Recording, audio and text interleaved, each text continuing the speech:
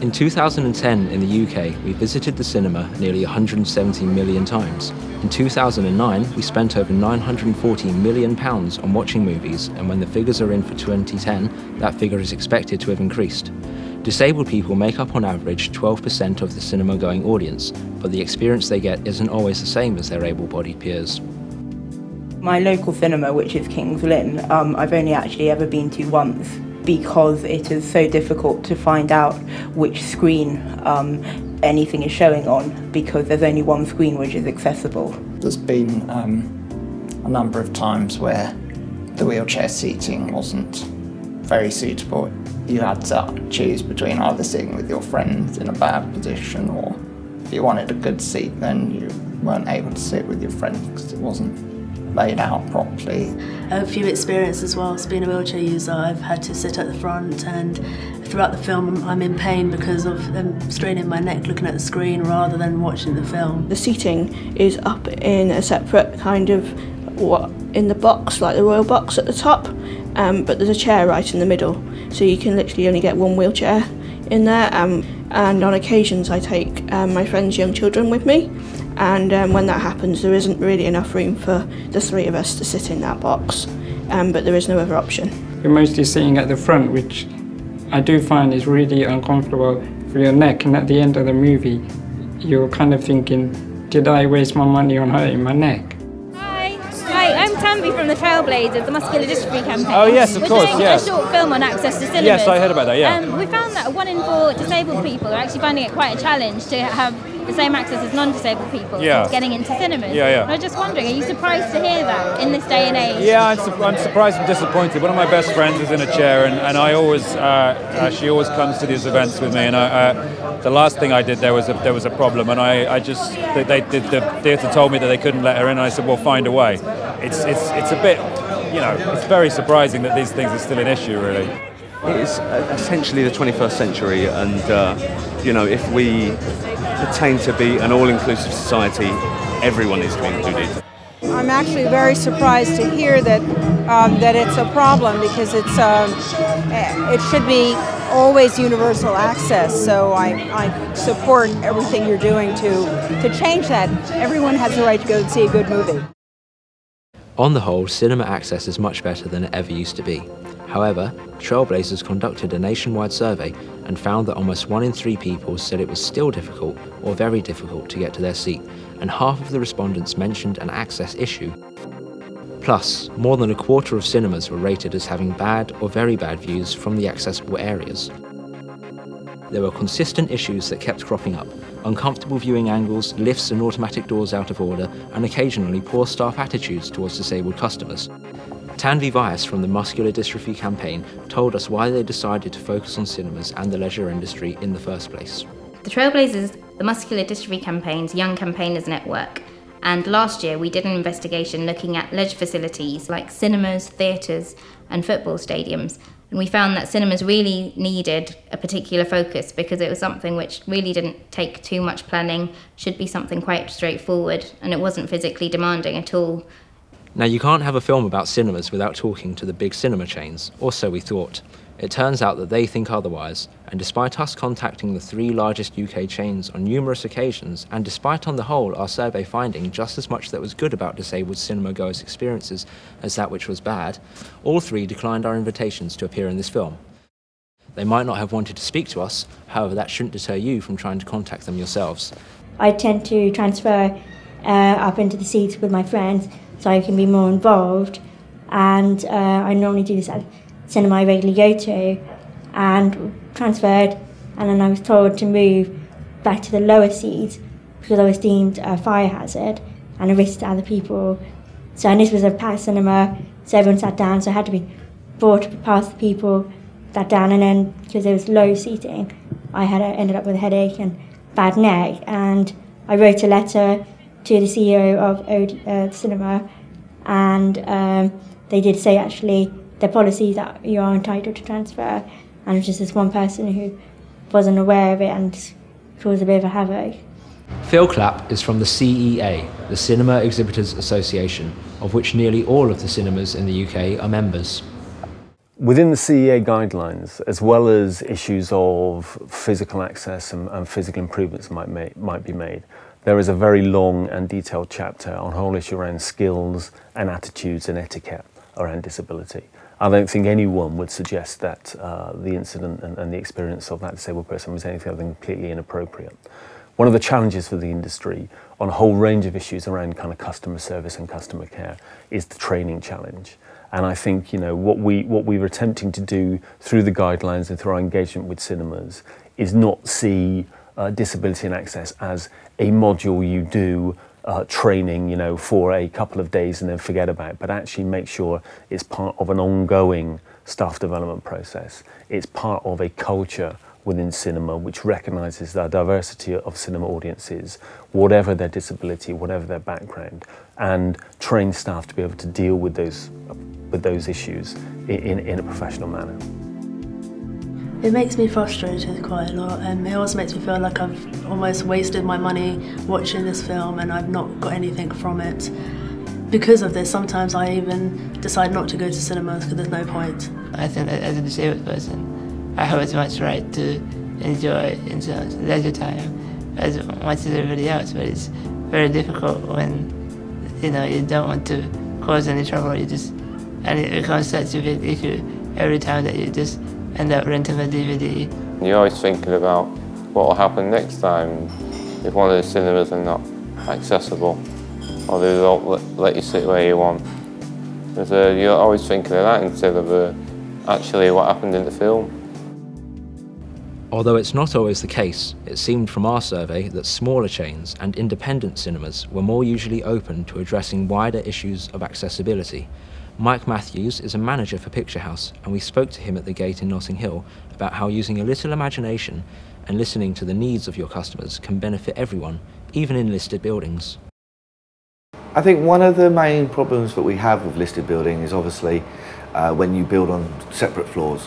I think what we try to do, certainly in sites where we have more than one screen and some of them are on higher floors, is whatever films are playing in those screens, we also show them on the ground floor screens in selected shows or on a second week of a run, so that it does give the opportunity to everyone to see them.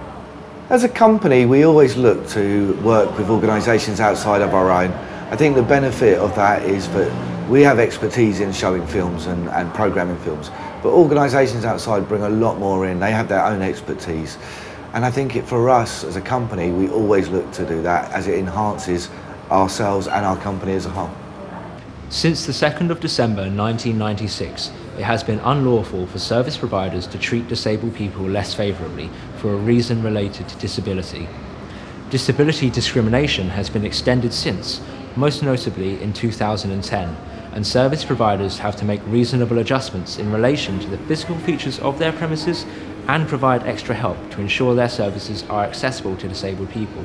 But what are reasonable adjustments, and what is the industry doing to comply with regulations? Although there is a lot of good reference documents available, they tend to be quite technical in their focus.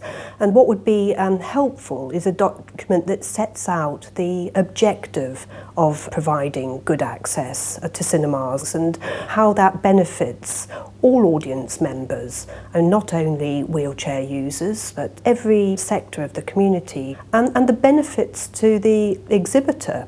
Because if they can pull a wider audience in, increase audience numbers, that's a commercial benefit to them.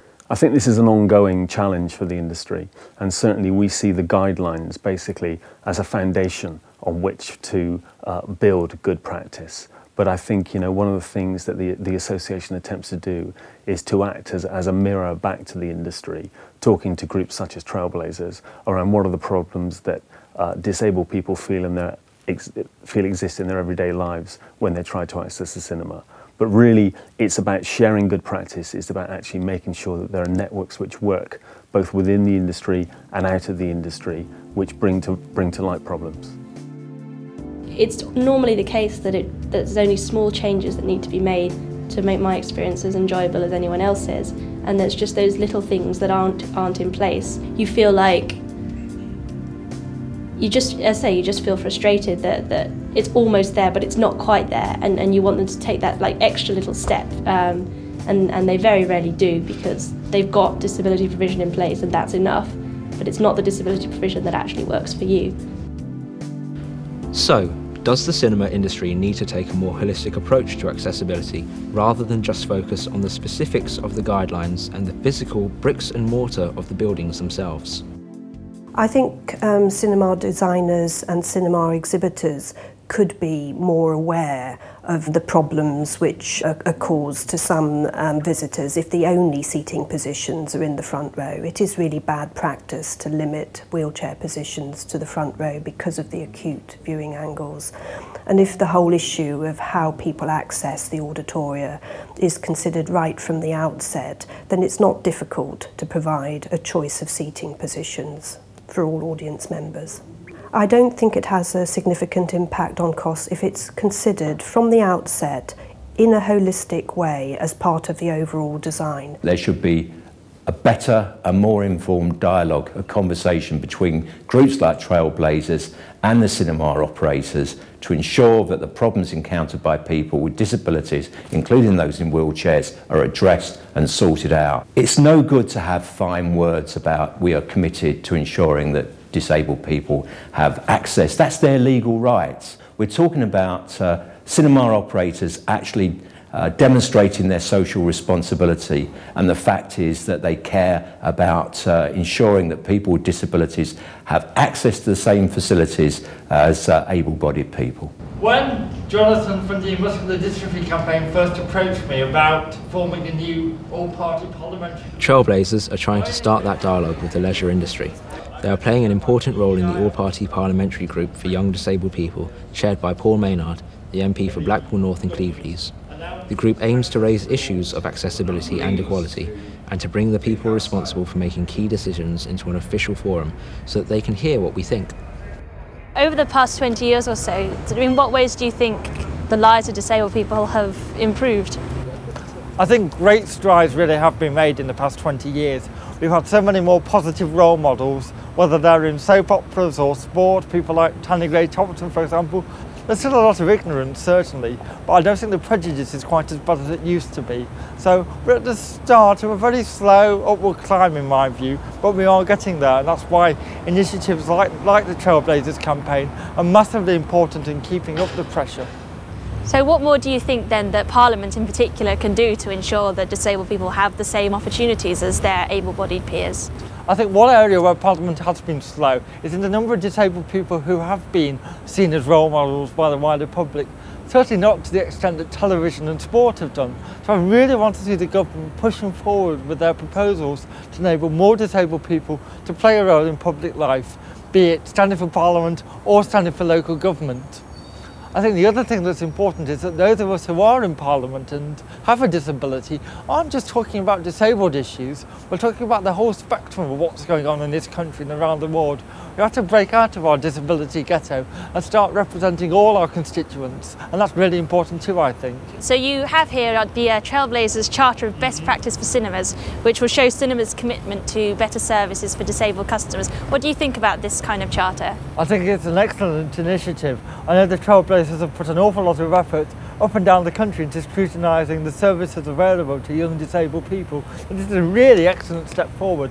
I've been very keen to set up the all-party parliamentary group that will enable us to call in the cinema owners, leisure centre owners, bus operators, taxi drivers and everything else, to hold them to account to make sure that what the Trailblazers have found in their reports is actually being addressed and changes being made to happen. So I'm happy to sign this charter. And there you go. Thank you very much. My pleasure.